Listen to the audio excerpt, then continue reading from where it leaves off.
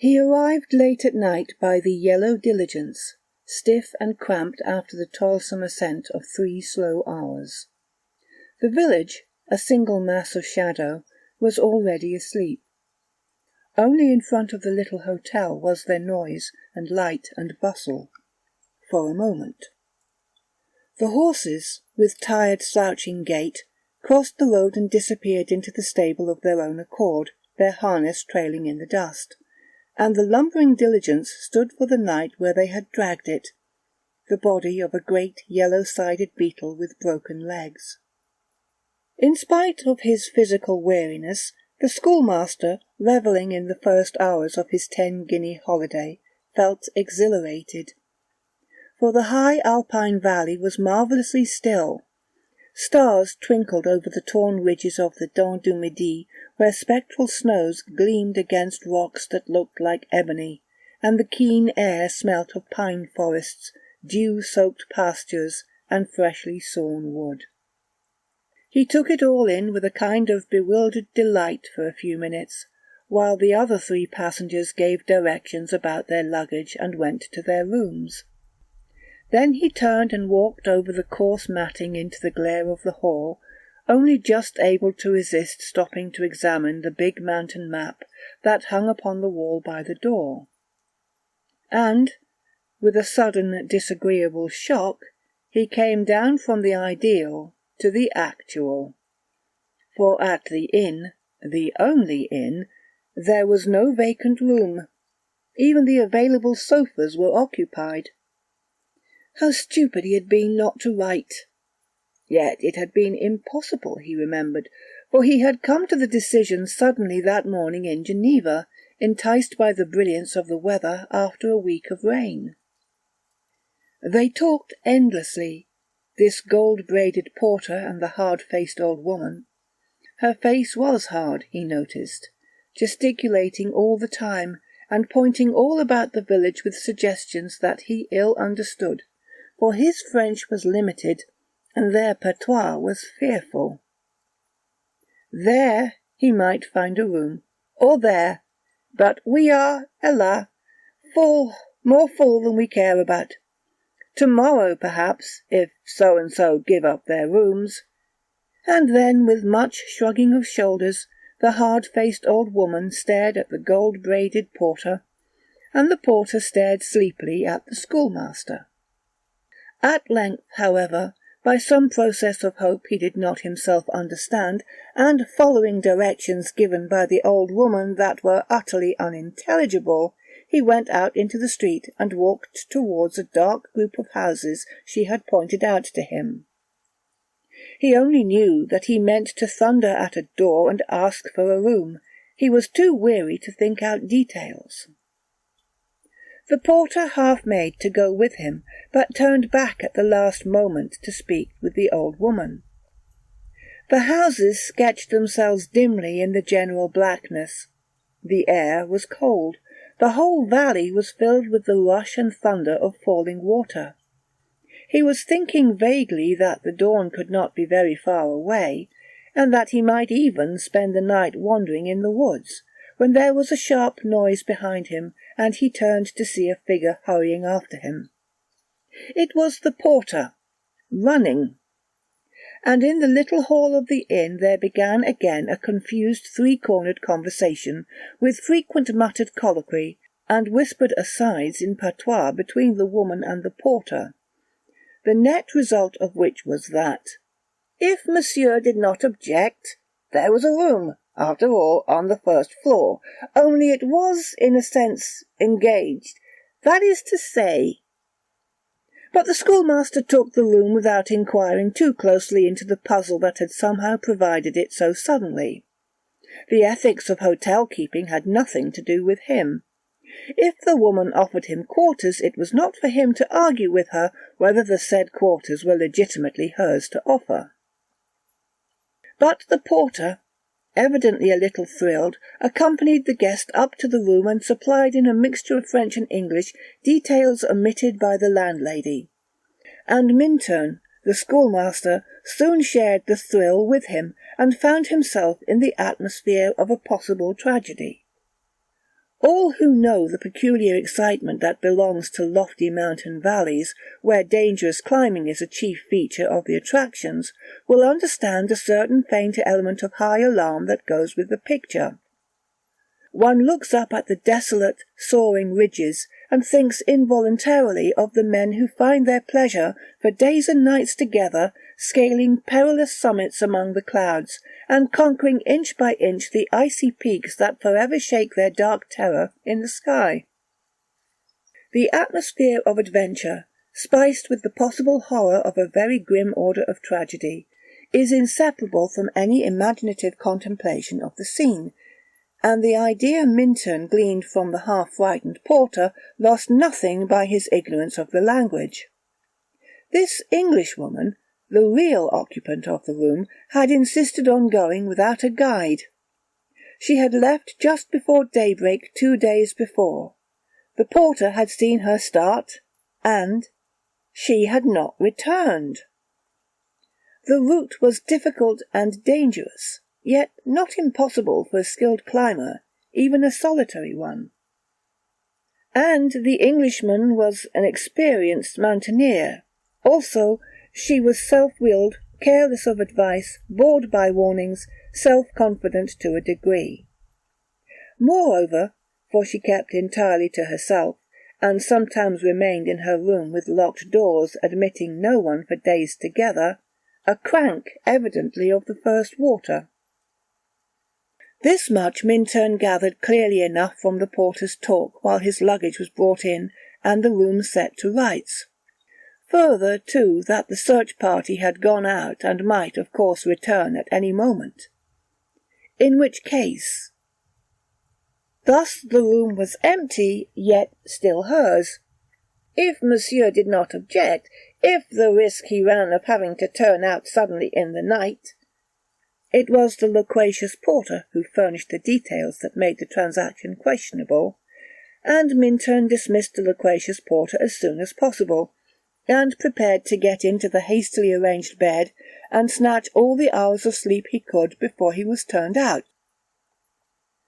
At first, it must be admitted, he felt uncomfortable, distinctly uncomfortable. He was in someone else's room. He had really no right to be there. It was in the nature of an unwarrantable intrusion, and while he unpacked he kept looking over his shoulder as though someone were watching him from corners. Any moment, it seemed, he would hear a step in the passage, a knock would come at the door would open, and there he would see this vigorous Englishwoman looking him up and down with anger. Worse still, he would hear her voice asking him what he was doing in her room. Her bedroom. Of course he had an adequate explanation, but still. Then, reflecting that he was already half undressed, the humour of it flashed for a second across his mind, and he laughed, quietly. And at once, after that laughter, under his breath, came the sudden sense of tragedy he had felt before. Perhaps, even while he smiled, her body lay broken and cold upon those awful heights, the wind of snow playing over her hair, her glazed eyes staring sightless up to the stars. It made him shudder. The sense of this woman whom he had never seen, whose name even he did not know, became extraordinarily real. Almost he could imagine that she was somewhere in the room with him, hidden, observing all he did. He opened the door softly to put his boots outside, and when he closed it again he turned the key. Then he finished unpacking and distributed his few things about the room. It was soon done, for in the first place he had only a small Gladstone and a knapsack, and secondly the only place where he could spread his clothes was the sofa. There was no chest of drawers, and the cupboard, an unusually large and solid one, was locked. The Englishwoman's things had evidently been hastily put away in it. The only sign of her recent presence was a bunch of faded Alpenrosen standing in a glass jar upon the washstand. This and a certain faint perfume were all that remained. In spite, however, of these very slight evidences, The whole room was pervaded with a curious sense of occupancy that he found exceedingly distasteful. One moment the atmosphere seemed subtly charged with a just-left feeling. The next it was an awareness of still here that made him turn and look hurriedly behind him. Altogether the room inspired him with a singular aversion, and the strength of this aversion seemed the only excuse for his tossing the faded flowers out of the window, and then hanging his mackintosh upon the cupboard door in such a way as to screen it as much as possible from view.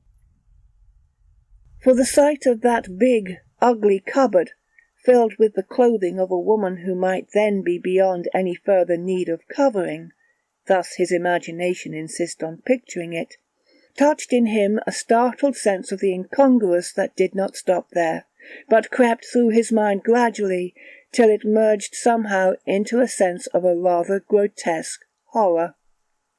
At any rate, the sight of that cupboard was offensive, and he covered it almost immediately. Then, turning out the electric light, he got into bed. But the instant the room was dark he realized that it was more than he could stand, for with the blackness there came a sudden rush of cold that he found it hard to explain. And the odd thing was that, when he lit the candle beside his bed, he noticed that his hand trembled. This, of course, was too much. His imagination was taking liberties and must be called to heel. Yet the way he called it to order was significant, and its very deliberateness betrayed a mind that has already admitted fear. And fear, once in, is difficult to dislodge. He lay there upon his elbow in bed and carefully took note of all the objects in the room, with the intention, as it were, of taking an inventory of everything his senses perceived, then drawing a line, adding them up finally, and saying with decision, "That's all the room contains. I've counted every single thing. There is nothing more. Now I may sleep in peace."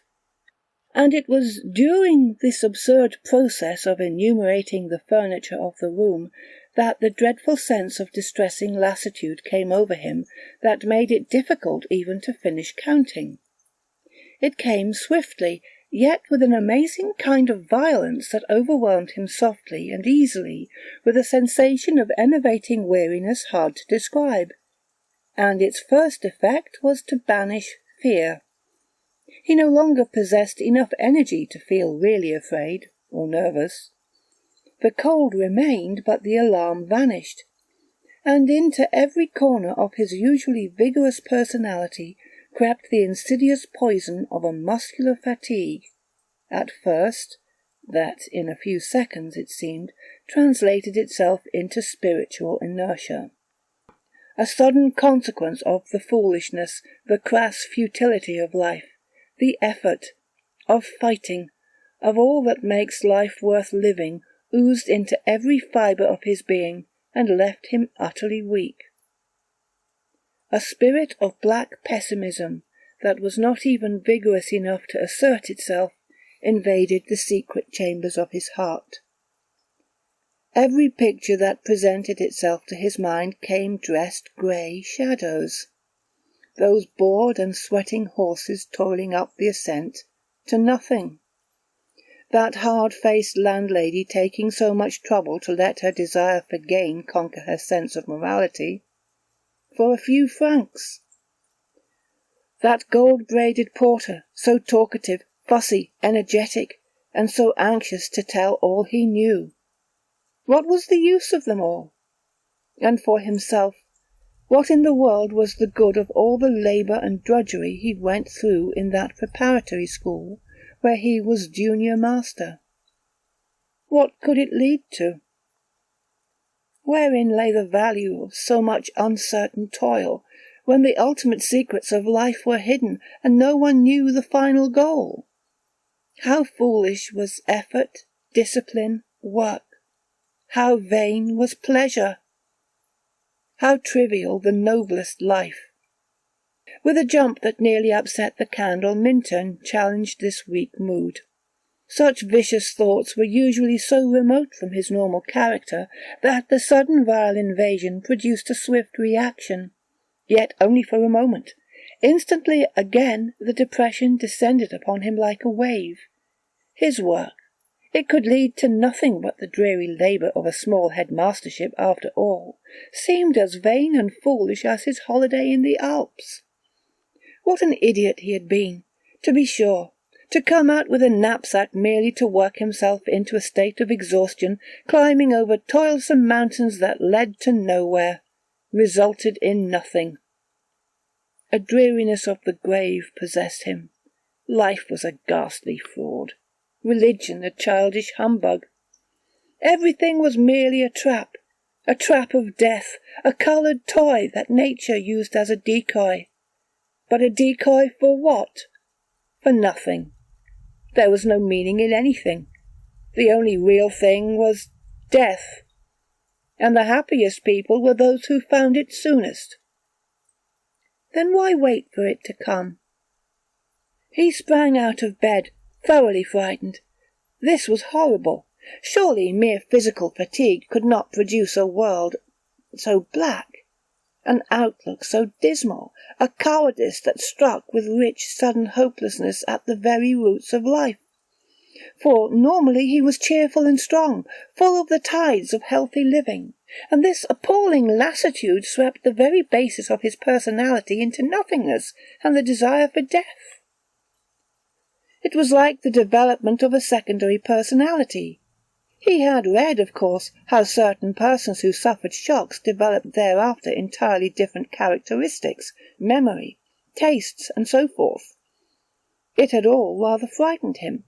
Though scientific men vouched for it, it was hardly to be believed. Yet here was a similar thing taking place in his own consciousness. He was, beyond question, experiencing all the mental variations of someone else. It was unmoral. It was awful. It was, well, after all, at the same time, it was uncommonly interesting. And this interest, he began to feel, was the first sign of his returned normal self. For to feel interest is to live, and to love life. He sprang into the middle of the room, then switched on the electric light, and the first thing that struck his eye was the big cupboard. "Hello, there's that beastly cupboard," he exclaimed to himself, involuntarily, yet aloud. It held all the clothes, the swinging skirts and coats and summer blouses of the dead woman. For he knew now, somehow or other, that she was dead. At that moment, through the open windows rushed the sound of falling water, bringing with it a vivid realization of the desolate, snow-swept heights. He saw her, positively saw her, lying where she had fallen, the frost upon her cheeks, the snow-dust eddying about her hair and eyes, her broken limbs pushing against the lumps of ice. For a moment the scent of spiritual lassitude, of the emptiness of life, vanished before this picture of broken effort, of a small human force battling pluckily, yet in vain, against the impersonal and pitiless potencies of inanimate nature, and he found himself again his normal self. Then instantly returned again that terrible sense of cold, nothingness, emptiness, and he found himself standing opposite the big cupboard where her clothes were. He suddenly wanted to see those clothes, things she had used and worn. Quite close he stood, almost touching it. The next second he had touched it. His knuckles struck upon the wood. Why he knocked is hard to say. It was an instinctive movement, probably. Something in his deepest self dictated it, ordered it. He knocked at the door, and the dull sound upon the wood into the stillness of that room brought horror. Why it should have done so he found it as hard to explain to himself as why he should have felt impelled to knock. The fact remains that when he heard the faint reverberation inside the cupboard, It brought with it so vivid a realization of the woman's presence that he stood there shivering upon the floor with a dreadful sense of anticipation. He almost expected to hear an answering knock from within, the rustling of the hanging skirts perhaps, or, worse still, to see the locked door slowly open towards him. And from that moment he declares that in some way or other he must have partially lost control of himself, or at least of his better judgment, for he became possessed by such an overmastering desire to tear open that cupboard door and see the clothes within, that he tried every key in the room in the vain effort to unlock it, and then finally, before he quite realized what he was doing, rang the bell. But having rung the bell for no obvious or intelligent reason at 2 o'clock in the morning, he then stood waiting in the middle of that floor for the servant to come, conscious for the first time that something outside his ordinary self had pushed him towards the act.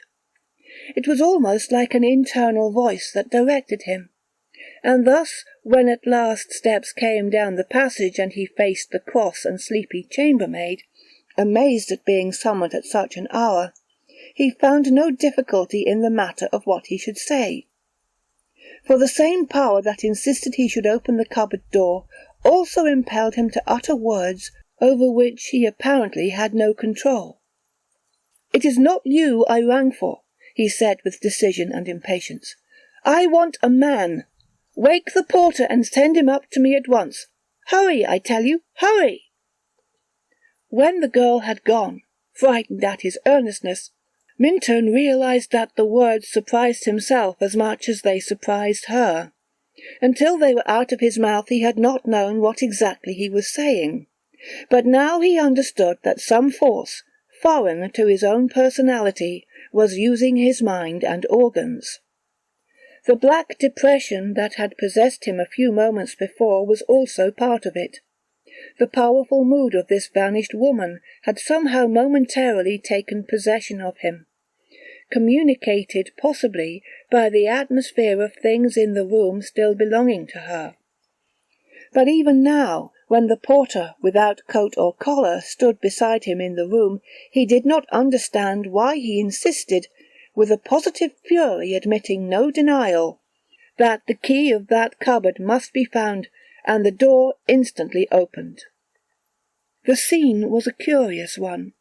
After some perplexed whispering with the chambermaid at the end of the passage, the porter managed to find and produce the key in question. Neither he nor the girl knew clearly what this excited Englishman was up to, or why he was so passionately intent upon opening the cupboard at 2 o'clock in the morning.